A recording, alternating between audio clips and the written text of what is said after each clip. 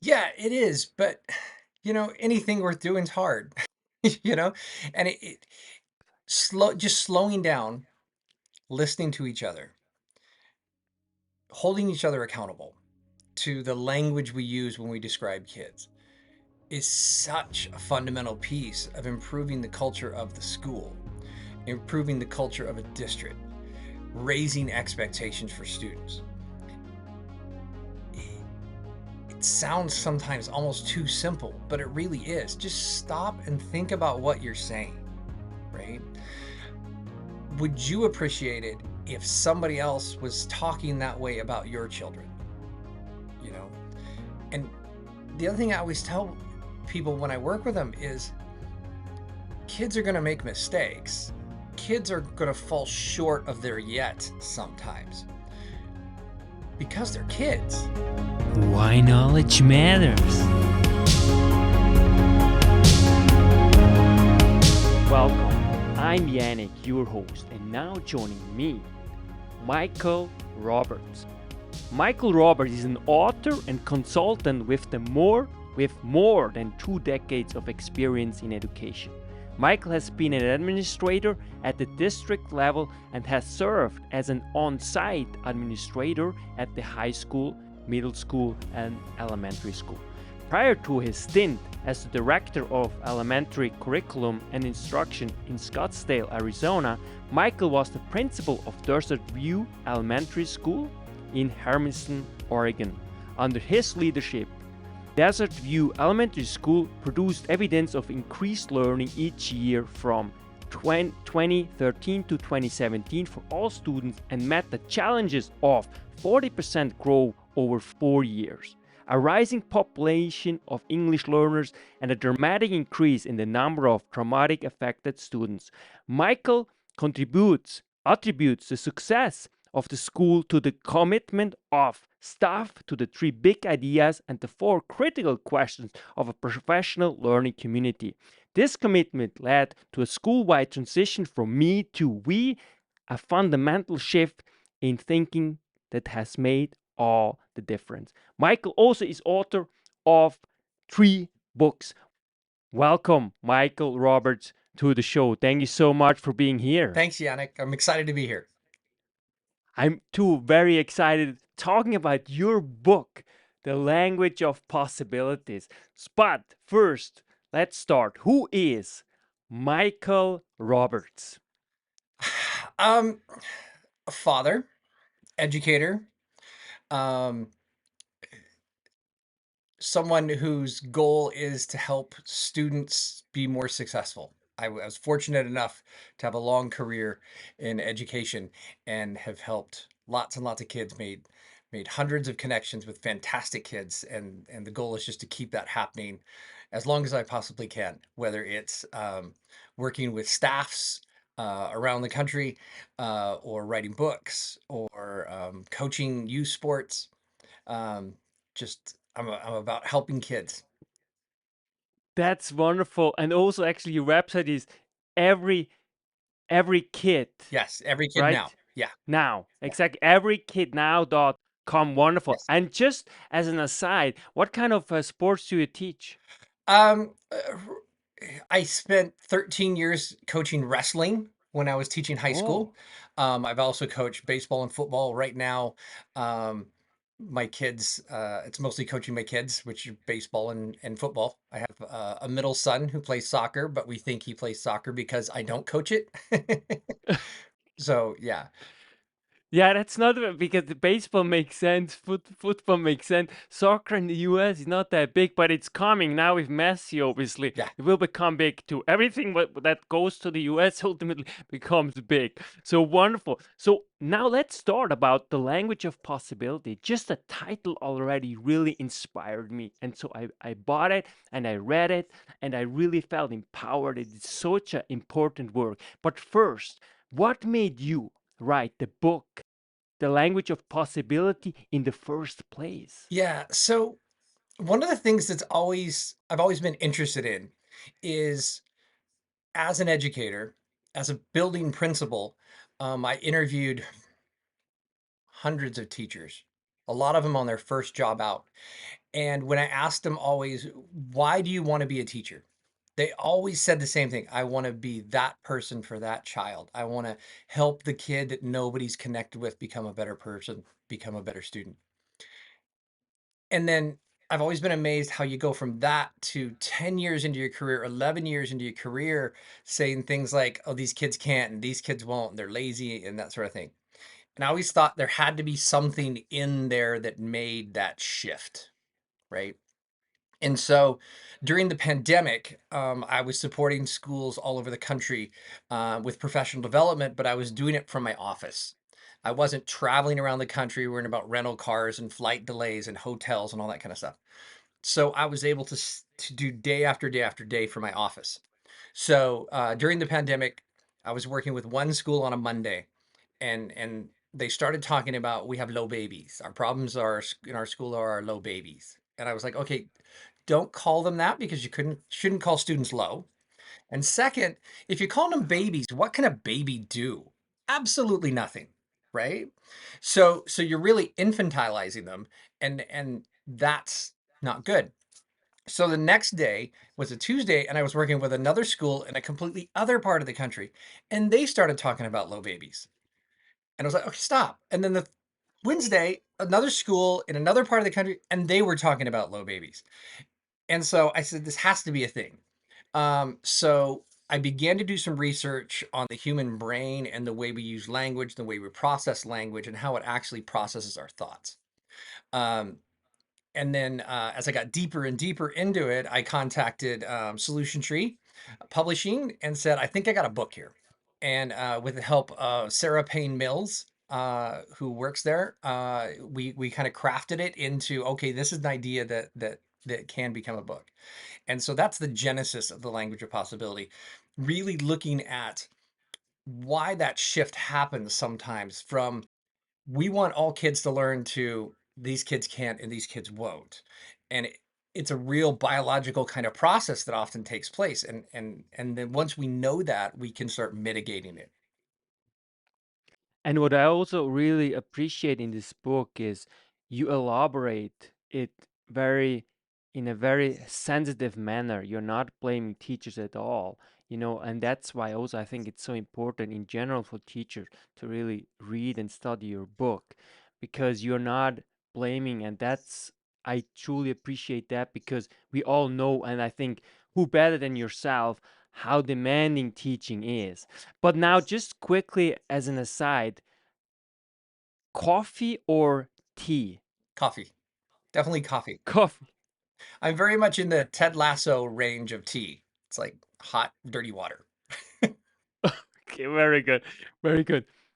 So the book is really critical and shows how language can enhance or decrease a school culture and obviously also enhance students' learning or the opposite. Mhm. So please elaborate on that. Yeah. So what you said is really important that oftentimes it's not teachers' fault. It's just one of the things that you kind of fall into. And it's the language around a school, it's a language around a district that teachers fall into, and then it kind of rewires our expectations, right? And is reflected in our language. And so what I discovered as I was doing more and more brain research is a lot of the problem is it's our amygdala. It's our amygdala's fault, right? The little piece at the bottom of the brain that's centered around strong emotion and remembering every negative thing that's ever happened to you in your life, right? That's largely its goal. And then when combined with cerebral cortex, whose job is to essentially put everything that you experience into a file drawer in your brain, and then the cerebral cortex does that a lot when you're young, right? They're creating new files all the time. As we get older, it starts stuffing those files like, oh, this kind of fits. So in it goes, in it goes. And then the thalamus's job is to pull those files when new experiences happen, make predictions as to what's going to happen based on past experiences so that we can take an infinite world of infinite possibilities and make it manageable for our brains. Where we run into problems as teachers oftentimes is The kids we remember the most with the most detail are the ones we struggled with the most. Every teacher is not going to connect with every kid. It's just not feasible. But the ones that you remember the most are the ones who caused you grief in the classroom, that you didn't get along with, you didn't connect. And usually because as teachers, we feel the urgency to connect with every kid. And so when we don't, it sticks. Um, and so when we see other students who look like that student, act like that student, talk like that student, or has the same last name, comes from the same household, as soon as we see them, our brain instantaneously says, oh, we've seen this before. Here's what's going to happen. And we start expecting less. And that's reflected in our language, right? As I was doing this research, though, I was thinking, I can't share this. This isn't very, this isn't very hopeful. um, but as we continue to do the research, the interesting thing that I discovered was in the prefrontal cortex, the storage of intentional learning sits directly abutted against what brain scientists have found is the center for optimism in our brain.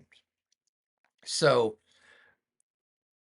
because of brain geography, when you learn something new, your center for optimism gets stimulated.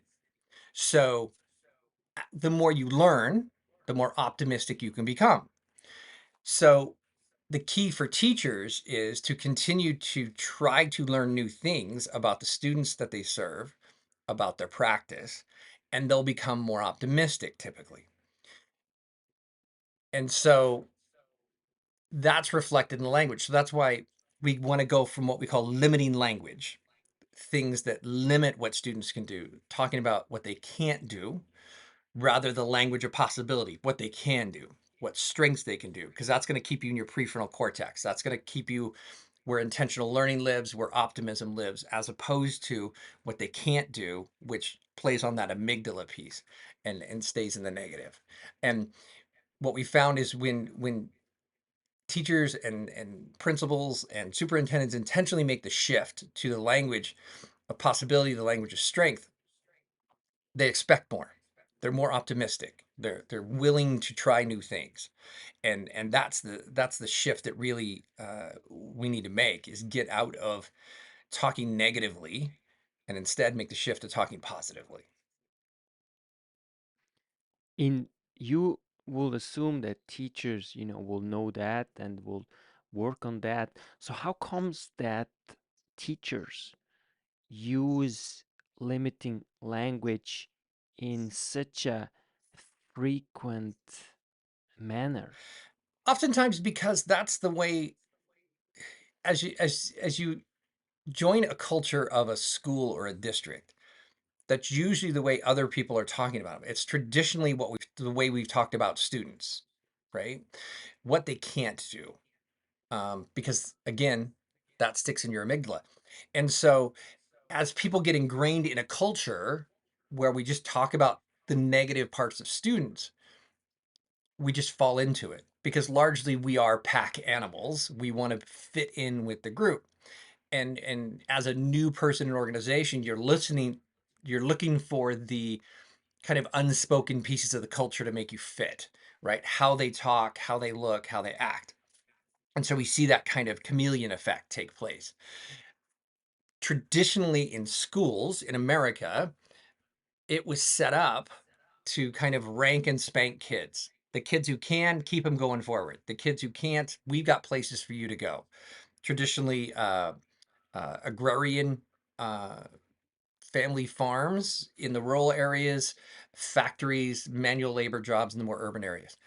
But the problem we face today is those jobs have largely gone the way of the dodo bird. They don't exist anymore and they're becoming less and less.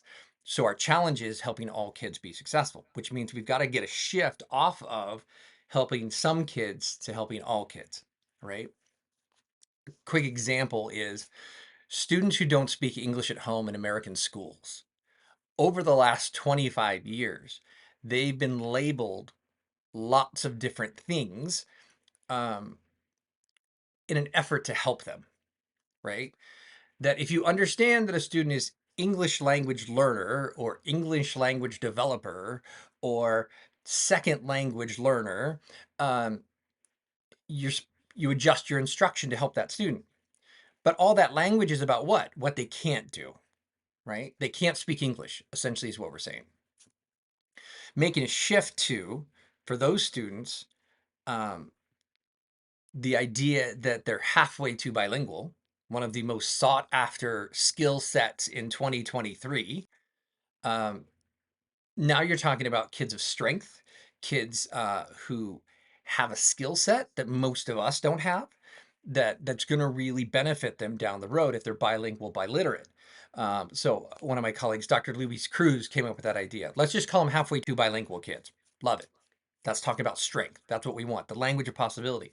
What can you do? You can acquire multiple languages, as opposed to saying, oh, well, they're behind in language. They're learning English, so we need to teach them differently. And oftentimes, differently means lowering the bar of expectations for the students. And that's really what the language of possibility is about: is talking about the students in a positive way, so that the bar for expectations stays high. Because if the bar of expectations is high, students are going to reach it, and the teachers who we have never had a more highly trained, highly skilled set of teachers than we have had in America today. They're unsurpassed in the amount of schooling they put in, the amount of extra work they put in, extra time. They're amazing people, but um, you can fall into those kinds of traps if the culture says this is how we talk about kids. Right. That is so important because we also know the brain value system and the mirror neural system is also connected. So whatever we pay attention, we somehow unconsciously mirror it, right? And so Mhm. if we have an attitude towards a kid, that might be just in our brains, but ultimately, the kid can also somehow, read it.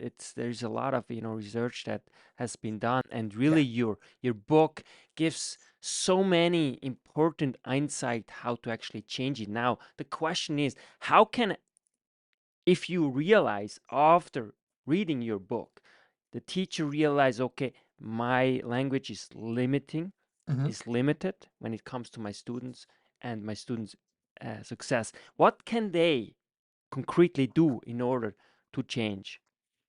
Start being conscious about the language that you're using, right?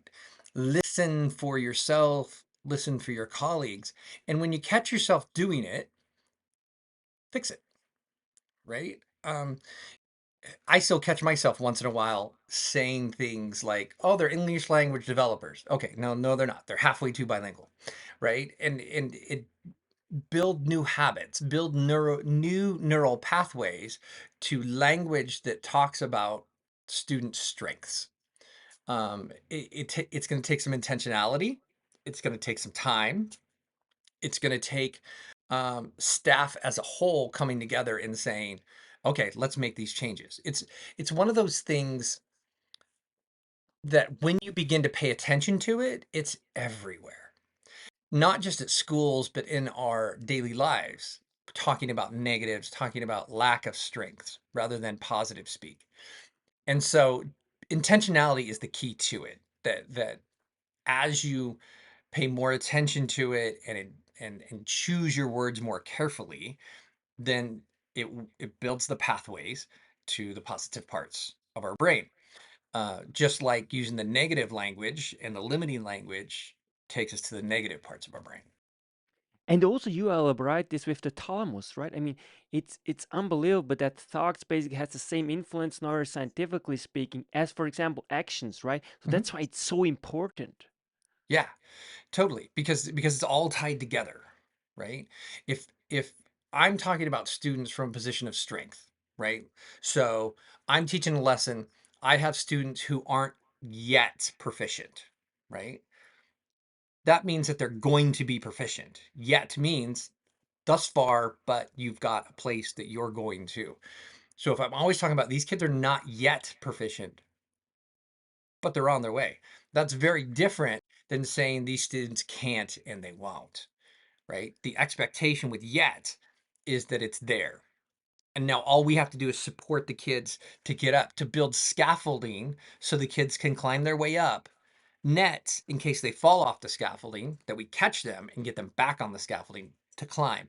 We're not talking about lowering any expectations. We're keeping the expectations high for our students because we have amazing kids across the country, fantastic, wonderful kids. We just got to get them going high with the expectations and keep it there. And part of that is the way we talk about them to them, but also to our colleagues and peers. And of course, it demands a lot for a teacher because proximal development of learning, right? As you also said, it's so important, right? And that we have ultimately also these rewards in order to go further, right? Those dopamines when we achieve the goal, and you elaborate this too in the book, which is so important. More generally speaking, Einstein once said, I don't know if it's 100% the quote that we said, but we get the idea. Einstein once said, you have to decide if you either live in a hostile or in a positive or friendly universe. And it's so hard today in this day and age, especially if you watch TV and whatever, that you get cut off in negativity. And you see, we know the effect it has on us. The best example to me is always like when I give, for example, an assignment to students, and the thing when what they always remember was like the most negative thing, whatever it was, a horrible scene or whatever, they can always perfectly describe it, right? So there we have the perfect example to it. But how can we also change that? Because to me, that we are somehow cut off completely, whether it's online, for example, and we are all stimulated with this negativity, which truly it influences us, in our brain, right? The neuroplasticity, right, of the brain and all those kind of stuff. How can we somehow, as teachers, and as administrators, as you are, create somehow like this thing? Of course, I 100% agree.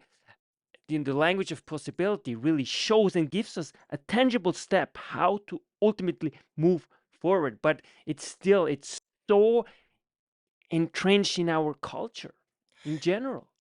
Yeah, it is, but anything worth doing is hard, you know, and just slowing down, listening to each other, holding each other accountable to the language we use when we describe kids is such a fundamental piece of improving the culture of the school, improving the culture of a district, raising expectations for students.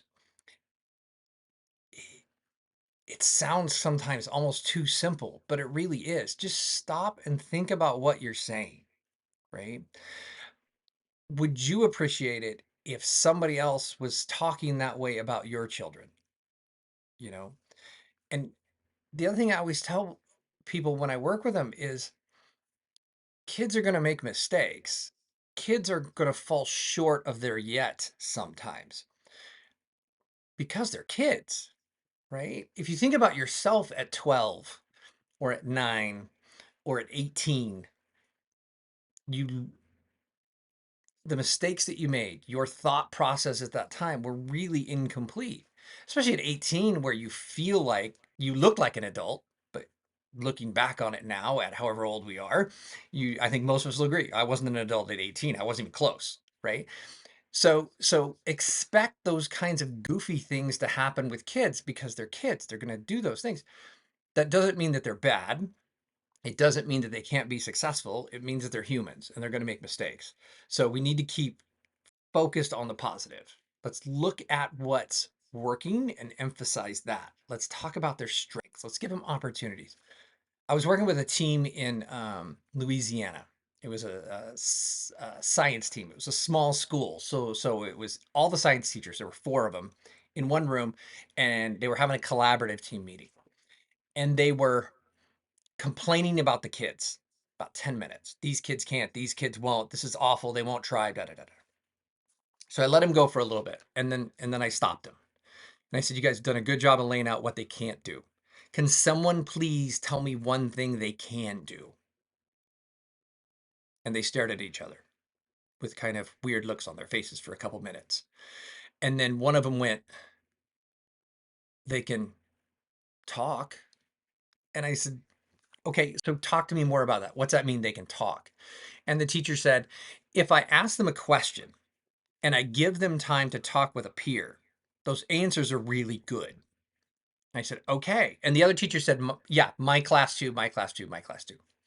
So then the question was, can we give them more opportunity to talk, get those thoughts out, and then train them to get it from their brain to their hand to put it on the paper? And they were like, oh, we can try that. Like, great, that's a start. We're taking a strength. We're getting out of the negative language. These kids can't, these kids won't, they won't try. Two, what's one thing that they can do? Let's start with a positive piece and let's build off of that. Let's build off of the strength.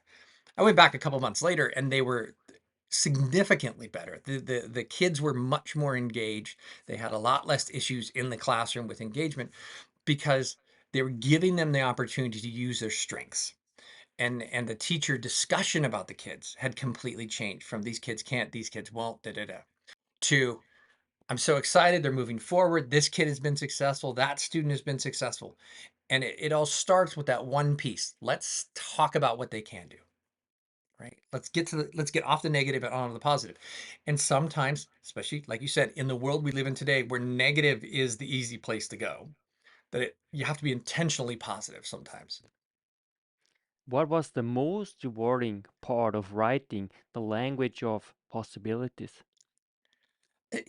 Any book that I've written, and this is my third, the most rewarding part is um, when I go somewhere or I get an email or run into somebody who's read the book who says, this has really helped me as a teacher. It's made my teaching easier. More kids are engaged, more kids are learning, right? I very much became a teacher to help as many kids as I possibly could. I became an administrator because I could help a whole school at the same time, more kids. Um, I moved to the district office to help more kids, right? And began writing books and traveling the country doing professional development so I could help even more. That's the goal. And that's the most rewarding part. Because at the end of the day, if I'm writing books and it's not helping people, then there's kind of no point. It's for me and no one else. And the goal is for it to help people, to make a very, very difficult job easier, to help more students be more successful. That's it. That's the end goal. And that's by far the most rewarding part. Yeah, I can tell, while reading your book, it's a really such an important contribution and it gives you so much to think about it, but also actually tangible tools in order to improve your teaching and also to view you and experience life in general. So thank you so much, really. Best advice for a teacher to keep sane and healthy. Stay positive, right? Stay positive. Find the good people on staff that still enjoy the job, still enjoy the kids. Um, every staff I've ever been on has a few people who have lost that joy, right? They're there to do the job. But the problem is they don't do it nearly as effective as they could because they've lost that piece, that initial piece. I want to be a teacher, right? I talk a little bit in one of the vignettes in the book about all of us had that thought at one point, before an interview, our first year of teaching, that was just like, if they'll just give me a chance, I can do amazing things. Just give me a chance. And sometimes 15 years, 20 years in, you lose that spark. So to stay positive, stay with the people who have that spark. Talk about that spark. Talk about the joys that come with teaching because it's a really, really hard job and really underappreciated. We all know that. But it's also the most amazing job, right? When you see the light go on in a kid's eyes, when you see them at the mall, when there were malls, when you see them out on the street and they're like, I loved your class. I really enjoyed your class. One of the best compliments I ever got from a young lady once was she came up to me at the mall. This is many, many years ago. And she said, yours was the best class I ever failed. And she said, but I'm not failing classes anymore. And I'm going to be a teacher. And she's like, so would you be happy if I was on staff with you? I'm like, totally. You're an amazing kid, you know? And take those moments, stay in the front part of your brain. Don't let the amygdala override all those good things that come, because at the end of the day, the kids that stick in the amygdala are by far the smallest percentage of kids. It might be 5% of the kids that you ever teach across the career. That means there's literally thousands of other kids who were really good kids who learn from you. So don't lose sight of those, because those are the ones that you're doing the job for. What makes you feel alive? That light that goes on in the eyes of kids when I work with them, adults when I work with them, my kids, right? One of my favorite things to do is to watch them play sports, dance, do theater. I love to watch them and the joy that they have in attacking life at 15, 13, and 11, right? All three of my kids attack life, and I love that. That's what really brings joy to me, because I remember at that age, my scope of the world was very small, and really enjoying where they're at. That's what really excites me. Such a pleasure. Thank you so much, Michael Roberts, for being on the show. Such a blessing, and thank you so much for your gift, the language of possibilities. Thank you, Yannick. Michael Roberts. That's why knowledge matters.